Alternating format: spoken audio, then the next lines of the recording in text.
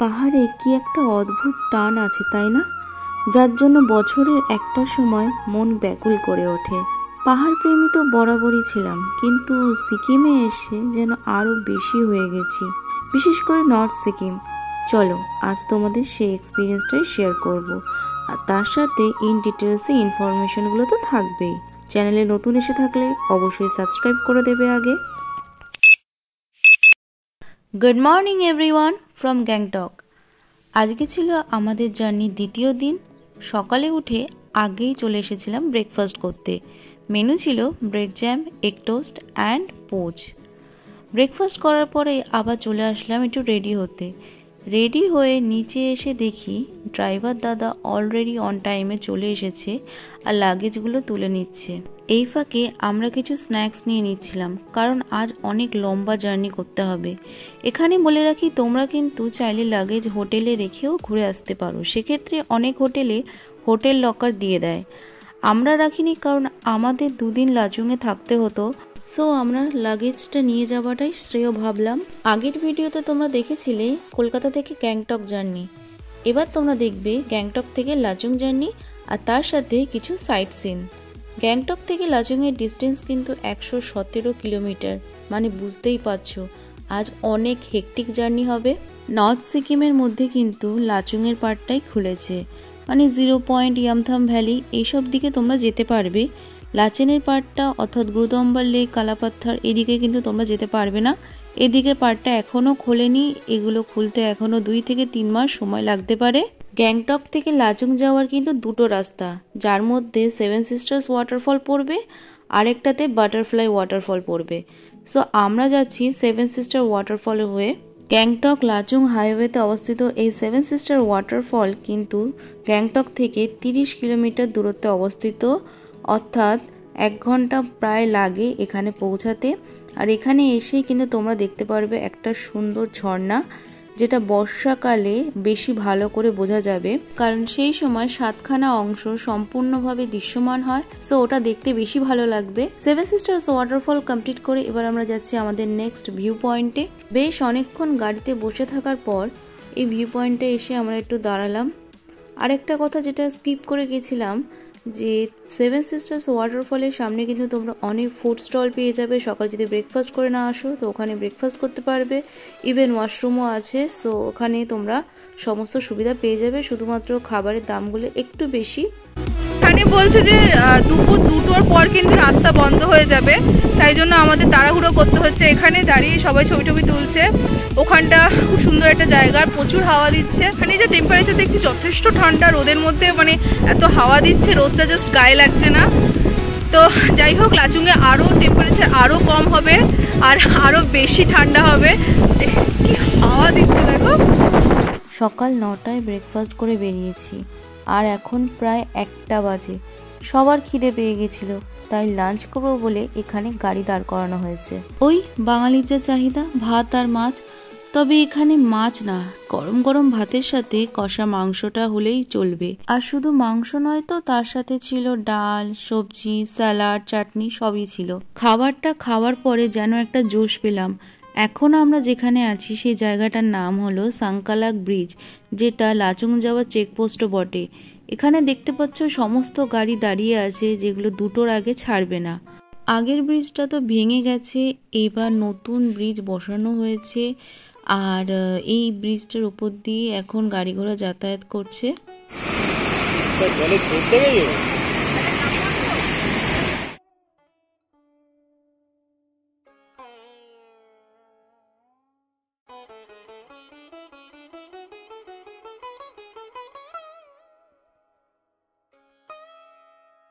আমরা এখন যাচ্ছি প্রায় 9600 ফিট উপরে। বলতে গেলে প্রায় হাফ রাস্তা চলেই এসেছি। যেতে যেতে চোখে পড়ল ধ্বংসাবশেষ। বাড়িঘর পড়ে আছে, লোক নেই, সব জলে ভেসে গেছে। বাড়িঘরগুলোর অবস্থা দেখেই কল্পনা করা যায় সেই দিন কিরকম ভয়াবহ কেটেছিল। টুংথাং ড্যামটা বলতে গেলে পুরোপুরি ভেঙে চুরে গেছে, পুরোপুরি ধ্বংস হয়ে গেছে। যদিও এখন কনস্ট্রাকশনের কাজ চলছে দেখলাম চারিদিকে। আর এর মধ্যে আমরা পৌঁছে গেছি লাচুং। লাচুং পৌঁছাতে পৌঁছাতে কিন্তু প্রায় সন্ধ্যা গড়িয়ে এসেছে। আমাদের হোমস্টেটার নাম ছিল সিকিম হিমালয়ানস, আর যেটা থেকে কিন্তু ভিউটা দেখতে পাচ্ছ কতটা সুন্দর। এখন সন্ধ্যা হয়ে গেছে, তাও তোমাদের ভিউটা আমি দেখিয়ে দিলাম। রীতিমতো ধোঁয়া বেরোচ্ছে মুখ থেকে। তো যাই হোক, আমরা এখন পৌঁছেছি। তো এখন বাজে 5টা, মানে প্রায় 5টা মতো বাজে, আর অনেকটা লেট হয়ে গেছে ঢুকতে। আর দেখতে পাচ্ছ ওয়েদারটা, একদিকে বলতে পারি যে পুরো মেঘেদের মাঝখানে চলে এসেছি, আর বীভৎস ঠান্ডা। এখন টেম্পারেচার তাও 7-8 ডিগ্রি মতো আছে। তো রাতের দিকে টেম্পারেচার অনেকটা নেমে যাবে, মাঝরাতের দিকে টেম্পারেচার মাইনাসের দিকে চলে যায় এখানে। সো প্রচুর ঠান্ডা।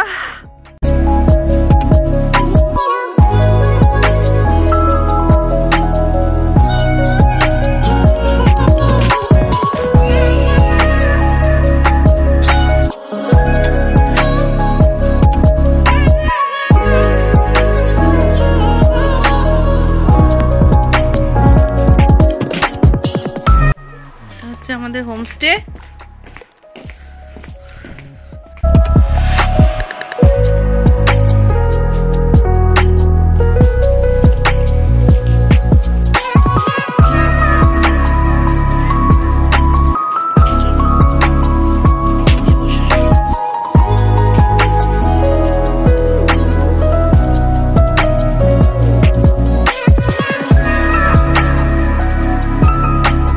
হ্যালো গাইস, খুব ঠান্ডা এখানে, -1 ডিগ্রি সেলসিয়াস। দেখো, বুঝতেই পারছো।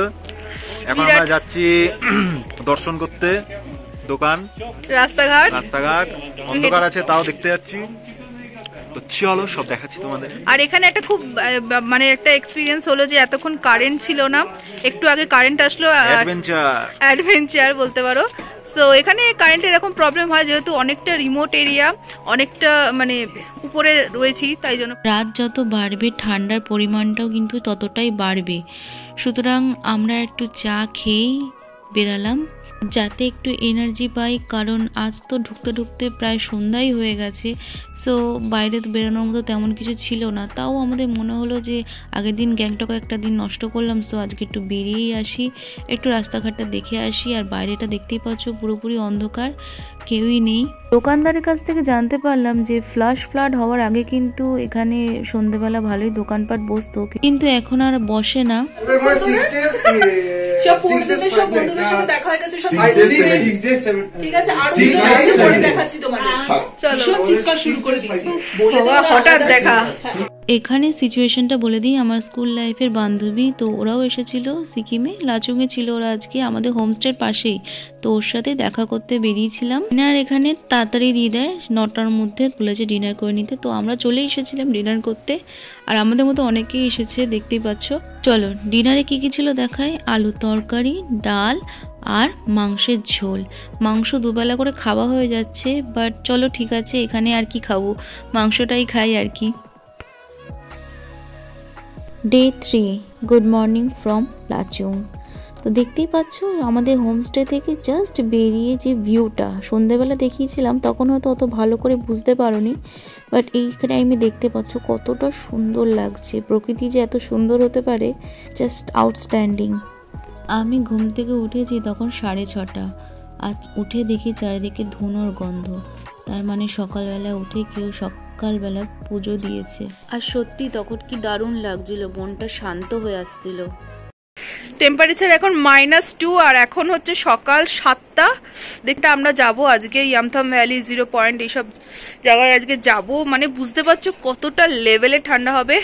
আর ওখানে আজকে বরফ পাওয়ার সম্ভাবনা খুব একটা বেশি নেই, যেহেতু আগের দিন আমার বান্ধবীরা ওরা গেছিল, তো ওরা বললো ছিটেফোঁটা বরফ ছিল।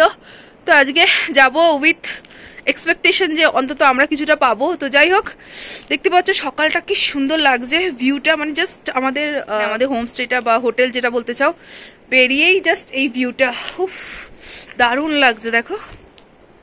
আর সকাল সকাল একটু চা খেলাম, তাই একটু মানে ফ্রেশ লাগছে এখন। চাটা না খেলে না মানে জাস্ট নেওয়া যাচ্ছিল না, আর হাতগুলো একেবারে অসাড় হয়ে আসছে, মানে এইসব জায়গায় হাত নাক পুরো নাম হয়ে যাচ্ছে, এতটা ঠান্ডা। পাহাড়ে গেলে চেষ্টা করবে যতটা পারবে সকালে ওঠার, কারণ যত সকালে উঠবে তত ভালো ভিউ তোমাদের জন্য কিন্তু ওয়েট করে থাকবে। সো আজকে আমাদের যাওয়ার কথা হচ্ছে 0 পয়েন্ট ইয়ামথাম ভ্যালি। তার জন্য আমরা তাড়াতাড়ি উঠে গেছি সকালবেলা, আর এখান থেকে বেরিয়েছিলাম 8:30টার সময়, যাতে আমরা 0 পয়েন্টে 11টার মধ্যে পৌঁছে যাই। কারণ যত বেলা বাড়তে থাকবে পাহাড়ে কিন্তু ওয়েদারটা চেঞ্জ হতে থাকবে, ভালো ভিউ তখন আর আমরা পাবো না। 0 পয়েন্ট আসছো ভালো কথা, কয়েকটা জিনিস ভালোভাবে মাথায় রাখতে হবে। প্রথমত আমরা যাচ্ছি 15,300 ফিট উপরে, সুতরাং নিজের শরীরের খেয়াল কিন্তু অবশ্যই আগে রাখতে হবে। কি কি জিনিস নিতে হবে আমি বলে দিচ্ছি। যাদের শ্বাসকষ্ট আছে তারা অবশ্যই একটা অক্সিজেন সিলিন্ডার তাদের সাথে রাখবে। তাছাড়াও কর্পূর, পপকর্ন এগুলো অবশ্যই নিজের সাথে ক্যারি করবে। জলের বোতল রাখতে পারো, কিন্তু এখানে প্লাস্টিক বটল ব্যান, সো যদি কোনো সাবস্টিটিউট কিছু থাকে তো সেটা নিয়ে ক্যারি করতে পারো। এবার আসি 0 পয়েন্টের পারমিশন করতে কত টাকা লাগলো। আমাদের লেগেছে টোটাল 4,000 টাকা, কিন্তু ডিজাস্টার হওয়ার আগে কিন্তু 2,500 থেকে 3,000-এর মধ্যে হয়ে যেত, কিন্তু এখন লাগছে 4,000 টাকা। জিরো এক্সপেকটেশন নিয়ে এসে যখন এরকম সারপ্রাইজড হই তখন তো আলাদা লেভেলে আনন্দ লাগে। আমরা ভেবেছিলাম বরফ হয়তো পাবোই না, কিন্তু এসে দেখি যথেষ্ট বরফ, আনন্দ আর ধরে না।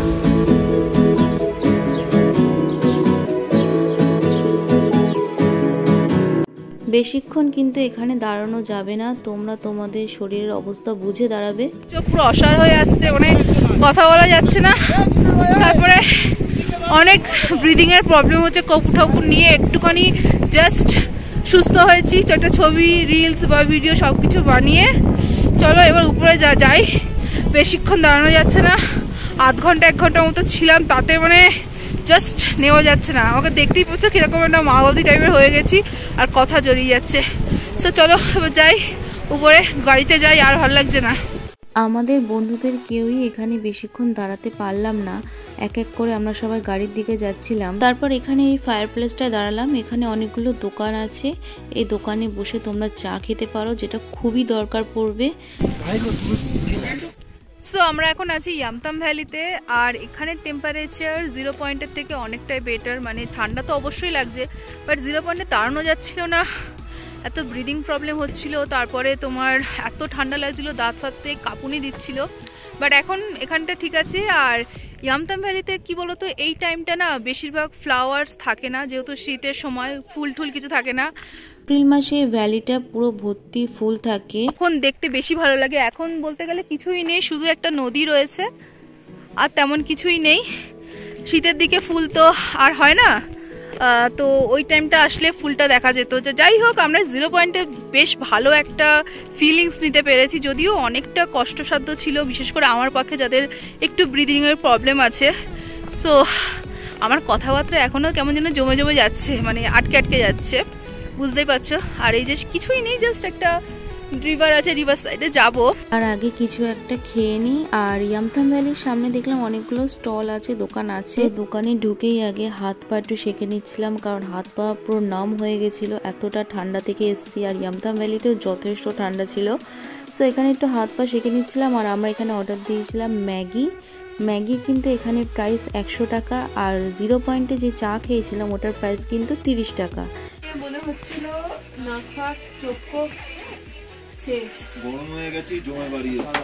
এই চলে এসেছে আমাদের ম্যাগি। আর এরকম ম্যাগি কিন্তু বাড়িতে বানিয়ে দিলে আমি খেতাম না, একটু ডিম দিয়ে সবজি দিয়ে ভেজে দিলে তবে খেতাম। বাট এখানে জাস্ট অপূর্ব লাগছিল, সাথে একটা ডিম ছিল। খুব আনন্দ নাকি, পাহাড়ে এসছি। চলো পেট পুজো সেরে নিয়েছি, এবার আস্তে আস্তে ইয়ামথাম ভ্যালির দিকে যাচ্ছি। দেখতেই পাচ্ছ জায়গাটা চারিদিকটা ফাঁকা, যখন ফুলগুলো ফোটে তখনই অ্যাকচুয়ালি দেখতে বেশি ভালো লাগে। ঠান্ডা এখন কটা বাজে জানি না, 2টো বাজে বোধহয়, তাতেই যে ঠান্ডা লাগছে। এখন 0 পয়েন্টে যেরকম ঠান্ডা লাগছিল সেরকমটা ফিল করতে পারছি আস্তে আস্তে। একটু করে ব্যাক করতে হবে, চলো তো তোমাদের নদীটা দেখিয়ে দিই, আসো। এই যে এসে গেছি নদীর সামনে, আর চারিদিকটা দেখো, চারিদিকটা কি সুন্দর।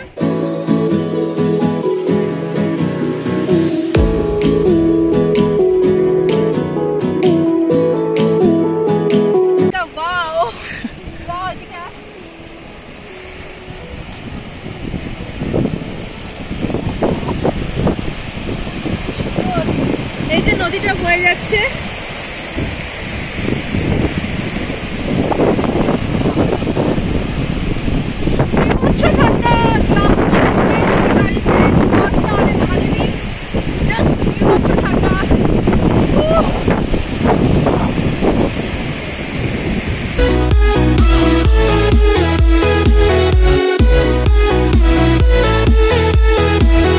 ইয়ামথাম ভ্যালি, 0 পয়েন্ট সব দেখার পর এবার আমরা আবার লাচুংয়ে ব্যাক করেছি। আর তখন বাজে প্রায় 3টে, আর দুপুরের লাঞ্চটা আমরা এখন সেরে নিচ্ছি। লাঞ্চে ছিল আমাদের গরম গরম ধোয়া ওঠা ভাত, তার সাথে আলুর তরকারি, ডাল, ডিমের কারি, আর যারা ডিমের কারি খাবে না তাদের জন্য ডিমের অমলেটও করে দিয়েছিল। যাই হোক, আজকের জার্নিটা আমি এখানেই শেষ করছি। আর তোমাদের যদি আমার ভিডিওটা ভালো লাগে তো অবশ্যই কি করবে, লাইক করবে, কমেন্টে জানাবে, আর অবশ্যই চ্যানেলটাকে সাবস্ক্রাইব করে তবে যাবে। চলো আজকের জন্য এখানেই ভিডিওটা শেষ করছি, দেখা হচ্ছে নেক্সট পার্টে।